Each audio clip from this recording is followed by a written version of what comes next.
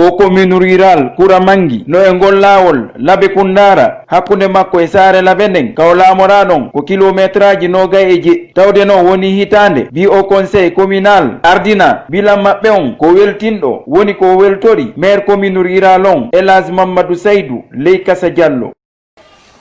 Commune amen on no fewndori conseil communal o waɗi ɗo golleji jani weltinɗime ko adi kon taw men ndaari men tawi luumo ngon e garbatir on fof ko ka hoore laawol woni ɓay min jooɗike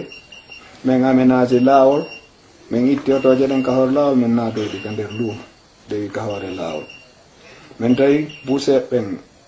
no yeeya ɗo prix tew kilo tew 35 000 min tawi no sattani population o min noddi ɓe min witti prix on min watti kilo tew a 30 000 no satisfaise min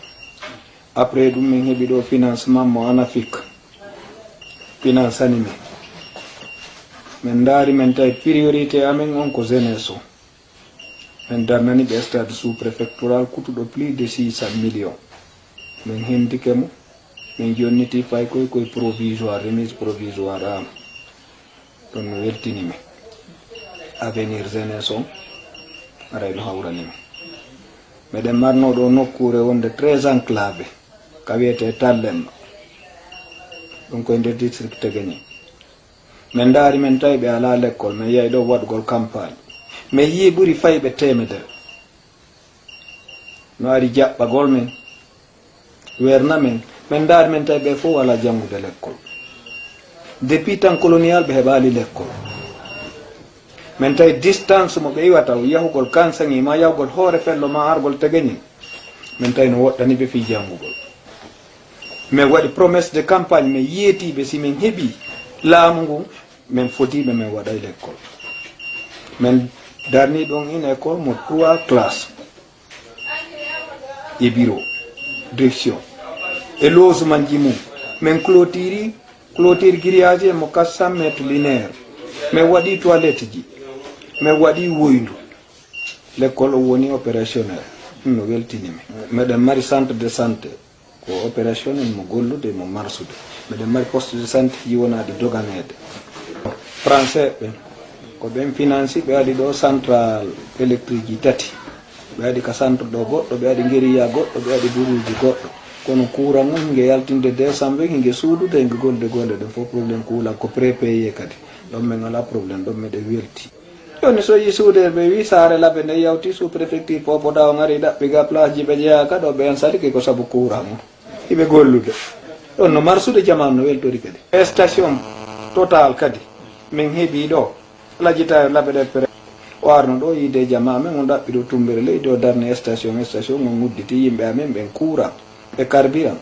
ɗum ɗo mapinami on ti yaltay tum sooda particulièrement ɗo d' abord aren ka hiware police jo ko goto men mari ɗo gendarme ji hay goto ala ɗo ko minen recruti ɗo 4 garde commune o compte commune on ko minen yoɓataɓe par mois ko minen abiyiɓe ko minen jonnataɓe paɗe abiyiɓe moƴƴinaniɓe pas jiyoɓe golla jama o ɓe hiwa beri ko ɓe wawi ko kono hande police communal wona waɗɗo formation o wona jonnaɗo arno on ɗon haray wata hiwde population ko gouvernement farli hiwgol population e biyenji mum ɗi wano bo e ɓuuɓa kadi min yiduno ɗo e portoɓe français jo no Labe ɗo partenariat ɓen kadi financani min waɗani bo e ɓuuɓa forage ka l'école maɓɓe min waɗani ɓe clôture grillage min waɗani ɓe toilette ji ɗum kadi ɗum ɗon fof koye éducation on jeeya koye jande nde jeeya nokkugo no ga kadi district Ley Thiandé on ka wiyete Boore ɗon kadi meeɗano heɓude l'école ɗon ko minen commune on tigui fuɗɗaniɓe l'école o min heeɓi classe ji ɗiɗi gasuɗi yiɗi jannude ɓe heeɓi 2 ans jangaɗo e district Ley Thiandé on keerol amen e Dalen kadi l'école go kadi primaire meɗen fuɗɗi toon kadi no woɗɗaniɓe ɓen ɗon kadi no ko jallede meɗen wawi wide on annen mo no avance ude ka banggal ressortisanɓe meɗen weltaniɓe hara ko moƴƴa ɓe ɓe no gollude ka mum min heɓali feere no min yaltira taw min tawoyaɓe kamɓe kadi buy maɓɓe wawali anditude meɗen ga ko service Kuramangi min woni wadde ana service amen personnel ɓe ɓe no gollude ka mum wiugol ko wallitagol commune o ressortisanɓe amen wonɓe angolaɓe ɓe wallitino men ɗo financement fawɗo e 100 millions min hoyi collège on cour on collège kadi ko minen darnannomo hoore amen men clôturima ɗum ko ɓe Angola ɓe wallitino men ɓe haaɗal ɗon ɓe laafo e cangel boore kura mangi wonɓe Angola ton kadi eɓe waydi association maɓɓe on cakula ɓen kadi ari wi no mari financement mo faala men wallitade men ndaari men tawi ɓay centre o ngala ndiyam ɓe jasi woydu moƴƴuru ndun kadi noka nder centre ɗo ka cité administratif ɗon ɗum ɗon kadi yimɓe no hutorde ndiyam ɗam balla ressortissant komin heeɓi taw meɗen habbiɓe minen tañƴini wo day arɓe kono noon ko ɓe Angola ɓen pet min heeɓi ballal muɗum taw haysi golleji goo waɗama no heddi golleji buy kadi hanaɗi waɗede sengo ka commune rural Kouramangui jokkiti maire on ko projet ji men monti men faalayade e bayerɓe ɓen men toroɓe balle no ɓe wallitora men no min heɓira ɗum min daara no min waɗira ponji ɗin si min heeɓi financement mais wata yejjitu minen jooɗagol amen ɗo gilandema min jooɗi ɗo commune ji ɗin gouvernement addanali min subvention hay 100 francs ko notre propre moyen fewndo men ɗaɓɓayno laamu no min yeeɓirayno juuɗe men kafa men wallito ɗon ko ɗum hani min woni kafirde fewndo ɗo ko boyli local ɗin wona gollirede fiyo ka centre ɗo heɓo ndiyam donc kadi meɗen mari projet mum riisi ɓen fewndo ɓe godronata ngol laawol ɓe jasuno forage gaɗa pongon ɗo mi yidde préfet o préfet o wi forage o hari riisi ɓen no duwa gouvernement lagine o biyenji riisi ɓen ko ɓe accunoɗo matériel engin roulant e ko way wano noon kon fof gouvernement o saisiti yeeyi ɗin forage ji ɓe récupéri ɗi ko commune on jeeyi meɗen faala montude projet min daara ɓay forage on no ɗo min nomin heeɓi Allah waɗi kadi min heeɓi courant no min waɗira addition ɗo ɗo heɓa ndiyam laaɓuɗam ɓay noon premier vice maire on landama o andintinno ɗon no commune rural on jooɗori noon ato wajade ɗi jamaji waɗanaɓe ɗi golleji ka nokkureji mum tambitagol ɗum ɗo gollira kadi no haniri noon Mamadou Madaniou Diawne commune rural Kouramangui e commune on no jogui conseil ɓe 16 e maire on haray golle ɗe labama e haray noon kadi ko hunde wotere men ɓeytanta onon tallen maga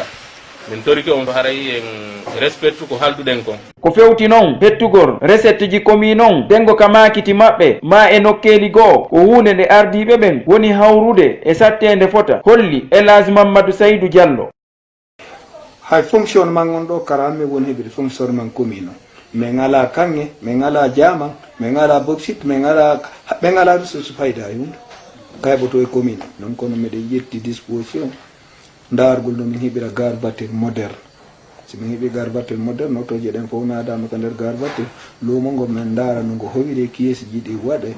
min daara so tawi min heeɓi wawoɓe ƴantude kippana men no taxe ji ɗin hettora sina ɗum min daara privé men loyna wana woɓɓe ɓe woni waɗirde ni ɓay o ƴetti konngol ngol gooto e ardinaɓe sukaaɓe ɓen o holluno ɗo welo welo makko tippude e ko ardinaɓe commune on anditi sukaaɓe ɓen si o foti wondema ɓe waɗay eɓɓoreji no ɓe gollitira o stade omnisport Kouramangui no haniri haray min ko Diallo Mamadou Ɓontoro mi makete ko mi woni trésorier bureau sukaaɓe Kouramangui ɓen donc vraiment haray welo welo gon ɗum ɗon kaka welo welo wawi haɗude o haray ko ɗongo haaɗi ɓay goɗɗo weltota ko awi haɓɓelam mais vraiment meɗen wondi e welo welo bi o stade ɗo heeɓi haray vraiment koko falli jama on fof kon haɗi men ɓeyda hollude welo welo amen ngol puisque ɗum ko nde nawnare fewnide fewdo e aduna o kono ko si nden ɗon gasino harayno ina woduno no men hollira welo welo amen on ɗo ni meɗen welti ha ka weltare awi e hattude haray ɗo sukaɓe ɓen meɗen tori ɓe wallitagol men wallito commune o ɓay Allah waɗi ɓe daranike men ha ɗum ɗo heɓike haray meɗen tori sukaɓe amen yaltuɓe jooɗiɓe mo kala ka hikkori men jonnidira juuɗe ɓe wallito men e piiji buyno woodi ko régulte ga ɗum ɗon ko mene wata moƴƴinande ɗum ɗon hoore amen fuɗɗori e pelouse o nder ɗo addi ha e accès on ka yaasi ga ɓay e rewdiɗon o yi loope ɗen no woniri ɗon noon haray piiji buy ko golleteno ga haray meɗen yeeɓi juuɗe e sukaɓe amen yaltuɓe ɓen e jooɗiɓe kala wowɗo tombitade men fiino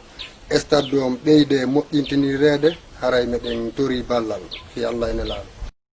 sengo noon jamaji darnanaɗi l'école ma golleji goo ɓen noon kadi kuljuno weltani fota conseil communal on ko mi wiyete Samba Tene woɓɓe wiya Samba Ngesa no hay menen fewdo mais wonno fayɓe ko wonno ɓeeɗo ni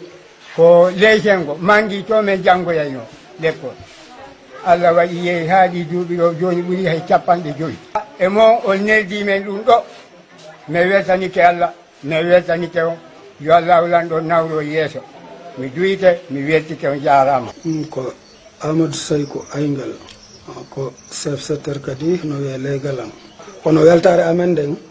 gila e mamiraɓe amen ha e fewdo amen ɗo hari ɗum ɗo min fof meɗen falano min ronku ko e ngal ɗo Allahu newni ɓeɗo woni saabu min heeɓi école e nder ɗi secteur ji amen ɗo meɗen weltori surtout Alhaji Mamma Saydou le maire Kouramangui Khadija Diallo Leykas komini on komi maɗitaniɓe ko moƴƴere ko moƴƴi tu woni e rulude kamen Kouramangui ka gaynugol maire commune riralon woduno ko tori gueɗal ɓe Kouramangui yaltuɓe e jooɗiɓe e yiɗuɓe Kouramangui fi ɓantal nokkude maɓɓe nden yaltuɓe ɓen sago mum koyo heɓoy artira Kouramangui ɗo minen wonɓe ɗo ɓen sago amen ko min gollu Kouramangui ɗo donc ara meɗen yeeɓi juuɗe tori ressortissant ɓe amen ɓen fof wono sous préfecture ji heddiɗɗi e préfecture ji heddiɗɗi fayda kala ka yiɗon suudu labango kala ka yiɗon oto moƴƴa ma yaaɗo hajju hara ressortissant ɓe won tambade hara meɗen toriɓe wanayoɓe tambo équipe maire o wanayoɓe tambo maire on conseil communal on ko ɓe tambo jama maɓɓe Kouramangui on tambagol jama Kouramangui ko dargol priorité ji fof ɓe tambito min komin wawi komin waɗa koɓe wawi koɓe wallito min golla ka amen e gandintinay noon koye nde hitande 1977 Kouramangui waɗa sous préfecture